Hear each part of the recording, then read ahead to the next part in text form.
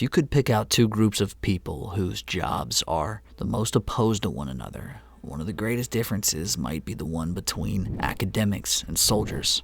The hardship, suffering, and physical exertion of the battlefield is the polar opposite from the intellectual halls where a scholar would feel at home.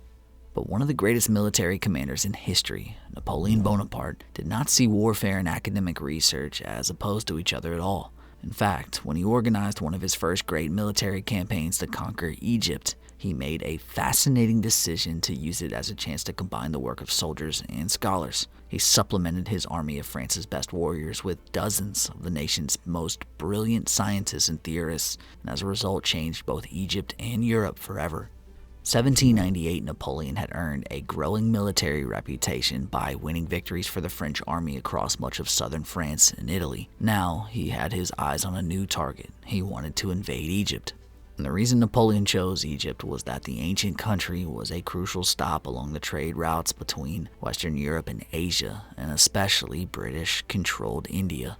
If Napoleon controlled Egypt, he could cut off British access to trade with India and also create a base for the French to attack other eastern British holdings.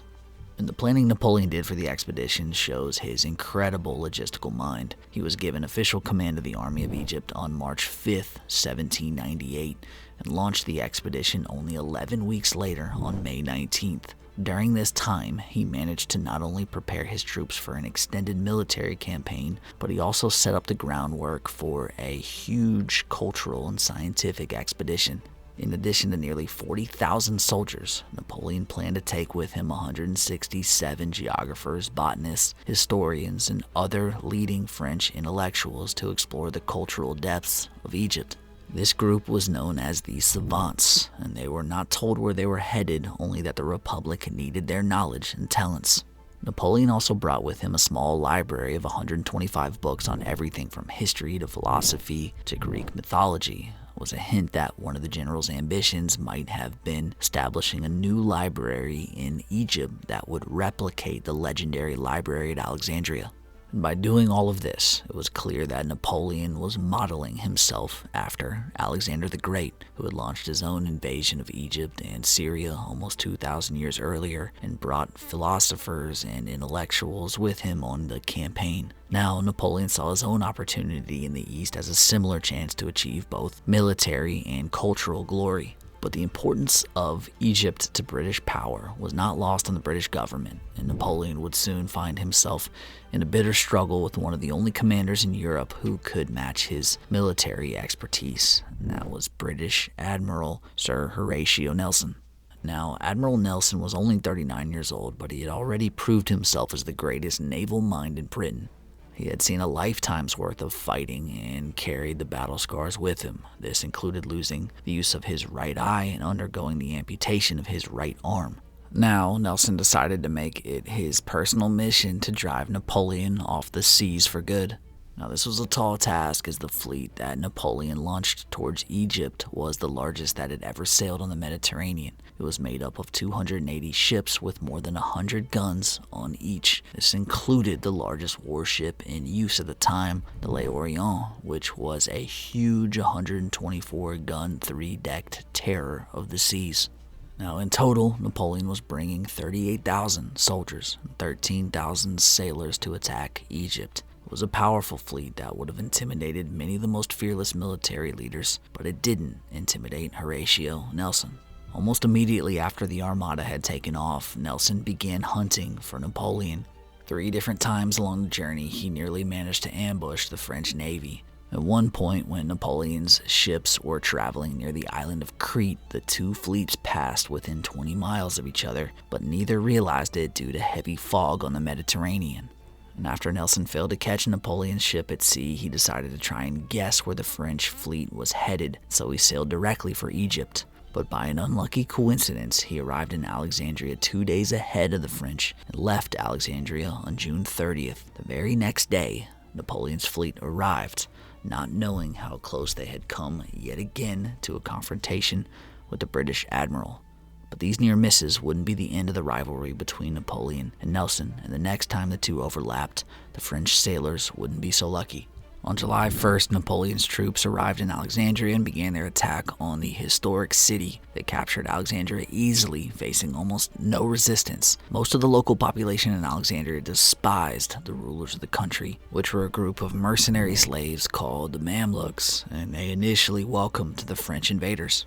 Now, when speaking with the local population, Napoleon demonstrated his own diplomatic skills as he portrayed himself as an ally to the largely Muslim population. He promised the locals freedom from the control of the Mamluks and self-rule over Egypt. But in order to make good on these promises, Napoleon had to first defeat the armies that held control of the country. On July 7th, he gathered his army and began a 150-mile march across the desert to Cairo, where the Mamluks waited. It was the first time a modern Western army had attempted a desert crossing, and it would prove to be a task that nearly broke Napoleon's troops. Now, this desert march foreshadowed many of the issues that would eventually lead Napoleon's greatest military failure, which came a decade later in the snows of Russia. Napoleon made his men march during the daytime, when they had to suffer the worst conditions of the desert heat. Extreme thirst, bites from flies and mosquitoes, and sandstorms all battered the soldiers as they trudged across the sand. In addition, the Mamluk forces made the crossing as difficult on the French as possible by poisoning all the wells along the route. Soldiers had to resort to drinking directly from the Nile in order to quench their thirst. And by the end of the 17-day-long march from Alexandria to Cairo, the morale of the French troops had fallen so low that there was a fear of mutiny within the ranks. At least 200 men had been blinded by the scorching sunshine, hundreds more had died of disease and thirst, and 2 men had even committed suicide by throwing themselves into the Nile. But right as the French army was close to breaking without even facing the enemy, the Mamluk leaders made a huge mistake. They tried to engage Napoleon in battle. On July 13th, 4,000 Mamluk soldiers attacked the French, fighting from horseback and armed with mostly bows and arrows. Napoleon's men easily picked off the riders with volleys of musket fire. In a short time, more than 400 Mamluk fighters had been killed, and the leader of the raid was forced to retreat. But even this defeat didn't convince the Mamluk leaders just how outmatched they were. A week later, on July 21st, they tried to attack again outside of Cairo. This attack took place in one of the most picturesque and historic battlefields imaginable, only a few miles away from the Great Pyramid at Giza, which was still the tallest building in the world at the time. Napoleon used the dramatic backdrop to his advantage to inspire his troops, telling them before the battle that, quote, "From the tops of the pyramids, 40 centuries are contemplating you." And the battle that followed, which has become known as the Battle of the Pyramids, was one of Napoleon's most complete victories in all of his campaigns. The Mamluks brought nearly 60,000 troops against Napoleon's 20,000, yet the French emerged from the fight with less than 300 men killed or wounded. Napoleon rode into Cairo the day after the battle as the new great conqueror of Egypt, following in the footsteps of Alexander and Caesar. He immediately set up a headquarters and began trying to reform the ancient city into a new model of French liberty. On that day, it might have seemed like the world was ready to fall beneath his boot heel, but only a few miles south, on the Nile, a stunning attack was being prepared. Horatio Nelson was back in position to make his move.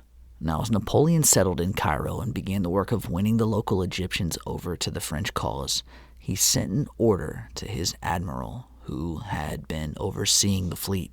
While Napoleon's men had been crossing the desert, the ships had been anchored in a bay which sat on the mouth of the Nile near Alexandria. Napoleon sent a messenger to give the order that the fleet should move to a nearby place called Corfu. But only a few days later, the messenger returned with devastating news. The entire fleet was gone, sunk to the bottom of the Nile, following a daring attack by Nelson. And here's what happened while Napoleon was looking the other way. On August 1st, Nelson and the British Navy had stumbled upon the position of the French fleet still anchored at that bay. They managed to catch the French sailors completely unprepared. Many of the sailors were not even aboard their ships, but were instead on shore digging wells. And within just a few hours, the entire new French fleet was completely wiped out, including L'Orient, which was exploded and sunk along with nearly her entire 1,000-man crew. In total, only 4 French ships survived the attack, which became known as the Battle of the Nile. And within days after having felt like a conquering hero, Napoleon was suddenly thrust from victory to crisis. Without the navy, there was no way to transport his troops out of Alexandria. Suddenly, the army that Napoleon had hoped might march all the way to India was stuck in Egypt with no immediate hope of rescue. But even with the loss of the navy, there was still plenty that Napoleon could accomplish in Egypt. The land-based military campaigns that he had planned were not significantly affected by the loss of the French ships. He continued to lead his troops in battle on land, repeatedly against the Mamluks and then the Ottomans over the next 2 years before he finally returned to France in August of 1799 to deal with the political fallout back home.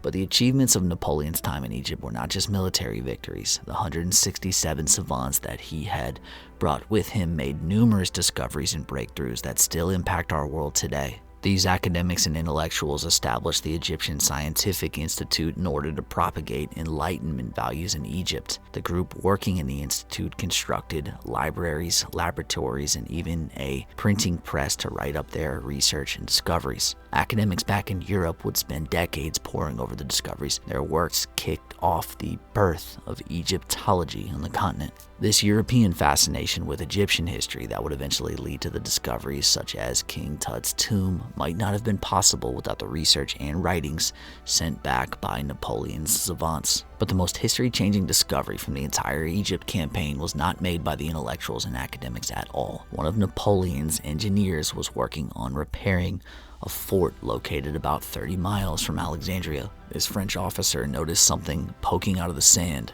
which looked like a large stone fragment covered in obscure text. When he looked closer, he realized that not just one language, but rather 3 were written on the stone. One of these languages was ancient Greek, which was carved alongside hieroglyphic script. Because of this discovery, which would become universally known as the Rosetta Stone, a key was given to unlocking translations for hieroglyphics that had never been possible before. A fountain of knowledge about ancient Egypt, the history of the region suddenly became accessible due to the ability to read texts that had been indecipherable before. As someone who has always had a fascination with ancient Egypt and the wonders that culture has produced for the world, I can't help but think how amazing it is that so much of our modern knowledge of civilization only came about because Napoleon brought an army of intellectuals to a war front.